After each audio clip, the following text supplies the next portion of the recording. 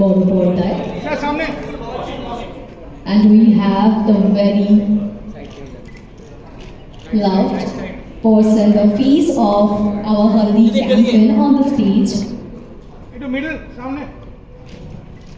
নমস্কার সবাইকে। প্রথমেই থ্যাংক ইউ জানাতে চাই সবাই এখানে এসেছো তোমরা।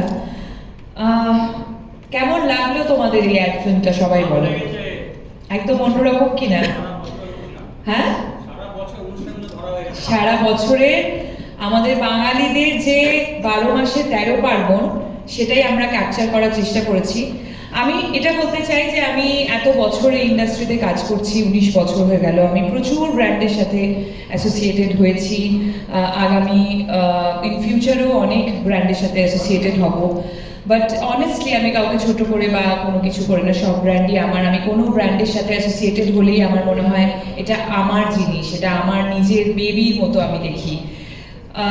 বাট ক্যাচের সাথে একটা অদ্ভুত সম্পর্ক আমার তৈরি হয়ে গেছে।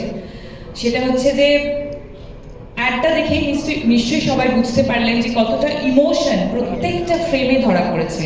আমাদের ছোটবেলা, আমাদের কলকাতার ঐতিহ্য, আমাদের বাঙালিয়ানা, আমাদের প্রত্যেকটা পদে পদে হলুদের যে দরকার, মানে হলুদ মানে যে শুধু আমরা খাবারে ইউজ করি সেটা তো নয়।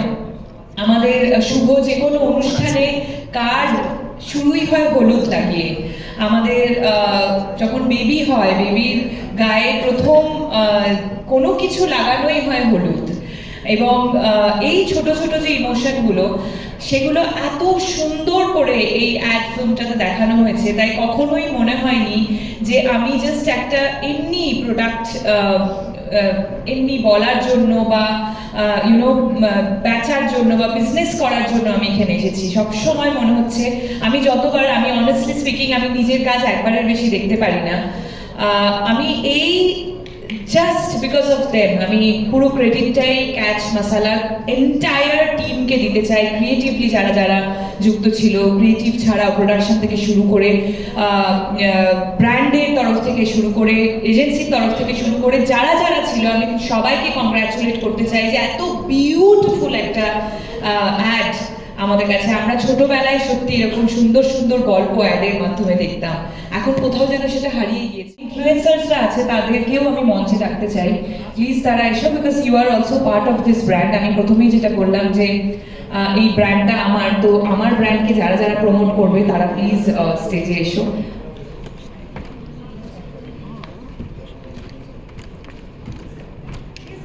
সবাই যারা যারা যারা যারা আমার ব্র্যান্ড মানে ক্যাচকে প্রমোট করেছে তারা সবাই অন স্টেজ।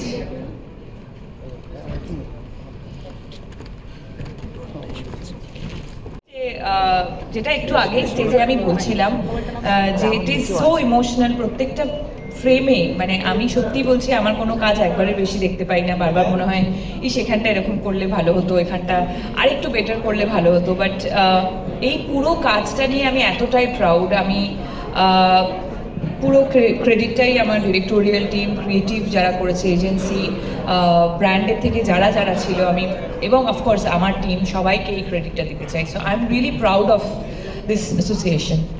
বলছি, তুমি নিজে ক্যাচে এই যে হলুদ পাউডারটা ইউজ করে দেখেছো? Of course yes. কেমন লেগেছে? খুব ভালো।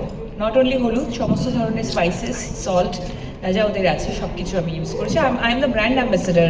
আমি এটা মানে আমি এটার পার্ট, মানে আমার বাড়ি এটা এখন, মানে আমার প্রোডাক্ট এটা। বাড়ি মহিলাদের জন্য তুমি কি বলতে চাও? এটাই বলবো যে প্লিজ ইউজ করুন ক্যাচ মশালা, অ্যান্ড নিজে ইউজ করে নিজেই বিচার করুন।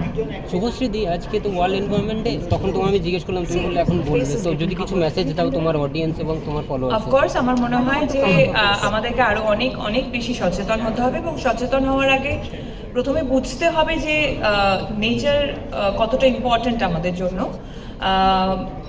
আমরা যে পার্ট অফ নেচার, নেচার যদি ঠিক থাকে তাহলেই আমরা নিজেরা সুস্থভাবে বাঁচতে পারবো।